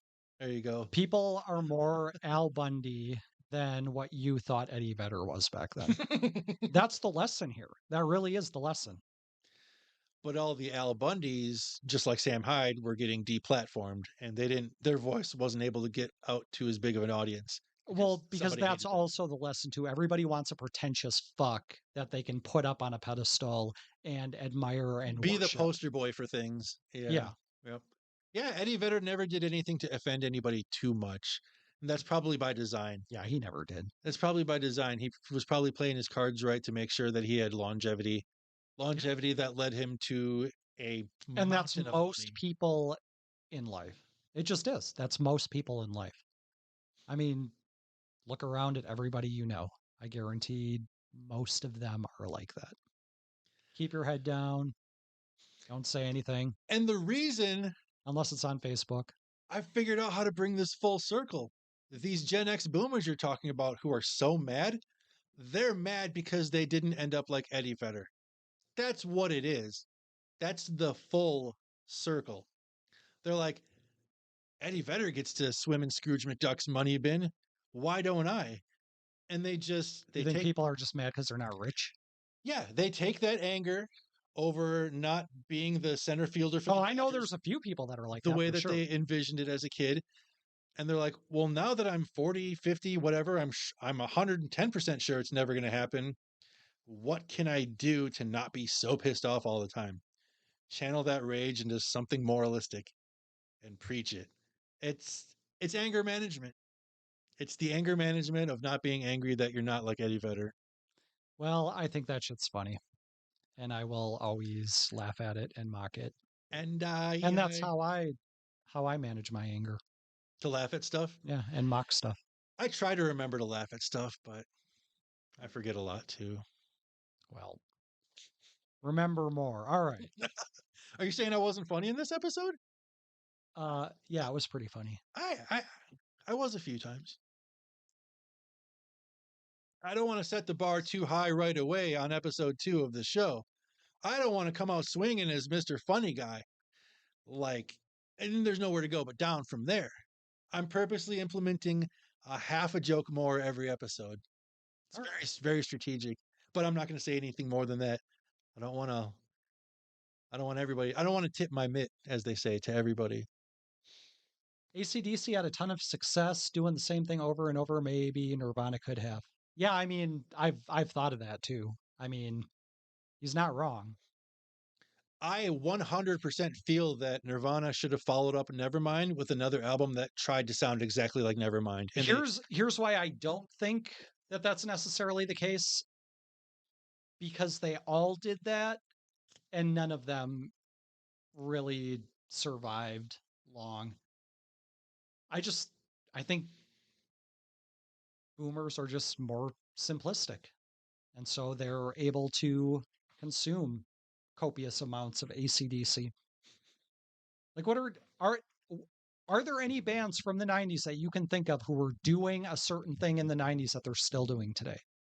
Because that's about the 20-year run that AC/DC had. Because AC/DC got going in the 70s and they were popular well into the 90s. Stone Temple Pilots largely sounds the same,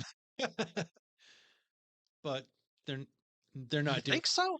I think there's a pretty noticeable difference between Core and the one that came out after that. From the first two albums, Oh no, you're right. Yeah, you're talking about a band who. Okay, yeah, you're I'm talking about a a band that's doing exactly AC/DC. who was consistent through the '90s and is still consistently doing that now. Yeah, Okay, yeah. yeah, okay, I can't think of anybody offhand. and has been successful at doing it. Yes, that's the other caveat. Rage Against the Machine, however, comma, they only put out 4 albums and then they stopped doing it. So, yep, can't count them. And were people kind of getting bored of them by the time that fourth one came out? Maybe a little. I Yeah, kind of think so. they knew. Yeah, they kind of knew it was time to bow out. Horse and drugs know no age. Well, age knows. Well, age will determine how you can handle horse and drugs, though. I thought we'd be talking about Bob Saget again. Oh, there's something I want to mention. Go on YouTube and look at the footage of when Bob Saget and one other guy first tried out for the role of Danny Tanner, and take a good long look at the guy who almost could have been Danny Tanner. They picked the right guy. Not that the other guy sucked, but the other guy just wasn't right for that role. And it's just so amazingly obvious. And just read the comments section. You'll find the video. Maybe I'll even link you guys to it. You know how Al Bundy became Al Bundy? When they were doing uh, the tryouts or whatever, what the actor had to do was walk in the door and say a line. And that's what they were looking for. Ed O'Neill, the reason he got the job is because he stood outside of the door and he sighed and slumped his shoulders and then walked into the house. Like he just wasn't excited to be there. And that's how he got the job. That was another little factoid. That was the demeanor they were looking for. Yep. Awesome. That was literally all it took for them to say, yep, you got it. The Great Magnet had our back that time because the right guy got it. Yeah. Excellent. I used to listen to Top 9 at 9 when I was in fourth grade. It was always the same stuff, but seemed like they always had Packers news in the middle of it, so I still listen. Yeah, that was probably the only worthwhile thing about that. Couldn't stand the radio even as a kid because there was no Metallica. They started playing Metallica on some of the rock stations. But yeah, the radio was it was garbage. Yeah. Remember when Fox got NFL games and people were pissed because antennas couldn't even pick up the channel? Ah, yes. I remember that. Good point. Yeah, UHF. The days of UHF and rotating antennas on your roof. And now you got to do that with digital satellites. Or digital antennas. It's the same thing. Yeah. Unless you have cable. If you're going to put an antenna on your roof, it has to be. You got to do the same shit. You got to get up there and point it. Only this is even worse because you have to point it directly at the signal in order for it to work. The big city that the station is. Yeah. And even then, there has to not be a tree in the way and all kinds of dumb stuff. Yeah. It's stupid. Okay. We can have crystal clear footage of Mars. There's nothing on TV anyway. I can't even believe people still watch it, to be honest. Okay, did you have something to say about you wanted to talk about? Yeah, real quick because I don't want to go past 9. Next week, one of my topics is going to be this. I feel that Y2K, not the bug, but Y2K as in the moment when the 90s ended and the aughts began, I feel like there was a shift. I feel like the shift was, how do I want to say this? I feel like it's a very good reference for a single point in time where staring at computer screens became the new officially became the new number one pastime for young adults and teenagers in our society. I feel like the 90s was ramping up to that. Because of the internet. Yeah, I feel like people finally being able to have computers in their homes once like e-machines came out and they were cheap enough that even my family could have a computer that was better than a Commodore 64. um, but I feel like Y2K, the ending of the 90s was the end of, I don't know what, maybe the number one pastime used to be in the 90s just watching TV, followed by like sports, hanging out with your friends, going out dancing or drinking, whatever. All Depended those, on your age, I suppose. yeah. Everything on the list kind of stayed the same after Y2K, with the exception of computer screen time just steadily climbed and climbed like Whitney Houston up the music charts until it got to number one. And I want to know if people agree with me on that. I would I would like to start out the show next week by reading people's comments. You mean specifically computer screens. I do mean computer screens, yeah. Because My screen time definitely increased from the first computer that I got that had internet access was in 90, and I'm talking personal home computer. Would have been 99 maybe. for us it was like 98. Yeah. Not to brag. But uh I think back and I'm like, wow, the very, very early part of 2000, spring of 2000, all I wanted to do with my time was Google things because Google just blew away every other search engine that Ask Jeeves. Ask Jeeves, Hotbot, Dogpile, Excite. All those search engines in the late 90s were like, which one's best? We would have debates with our friends. Which one do you think is best? Well, maybe it depends on what you look for. I think Hotbot is really good at blah, blah, blah. Google came along and it was game over instantly. And Google was around in the late 90s, but like when it became ubiquitous, when the cat was out of the bag and everyone's like that's the go-to for everything, was right around 2000.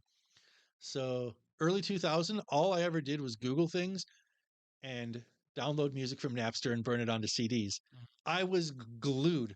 Yeah, I loved being in front of my computer before, but now it I was played a like lot of Yahoo games and now it was like visited important. all the shady websites and Right. I feel like 2000, the end of the 90s, the beginning of the 2000s was when I like was so fiending for it. I wanted to like crawl inside that screen, crawl inside the computer. Inside the computer, Zoolander reference. It just became next level, and I want to know if I'm the only one who sees it that way. are you bringing that in as a topic next week? Yeah. Okay. Yeah. I'll have more to say, so I'll, I'll stop. I'm sure I'll have plenty to say.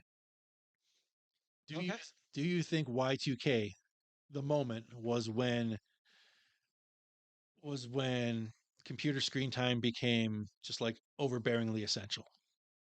That's it. I want to know. Okay. Anything else? I don't I'm think going to so. go ahead and shut this thing down. Heck yeah. All right. Thanks for watching, everybody. Shout See you next week. Shout out to B-Boy Brian for our theme song, which maybe you guys heard and maybe you didn't. It's Which will get working one of these Corey times. might have mentioned it's like the Bermuda Triangle of tech problems. We can't figure out why this song won't work. And it's the only thing. It's the only thing. As of now, it's so bizarre. It's yeah. I've never seen anything like this. This I think it might be one of those brown note things where we can't hear the song, but it is making me shit my pants in real time. So we'll let you know. I'll check my pants and I'll tell you guys what happens. I'll have diapers for Andy next week. All right. Later. Late.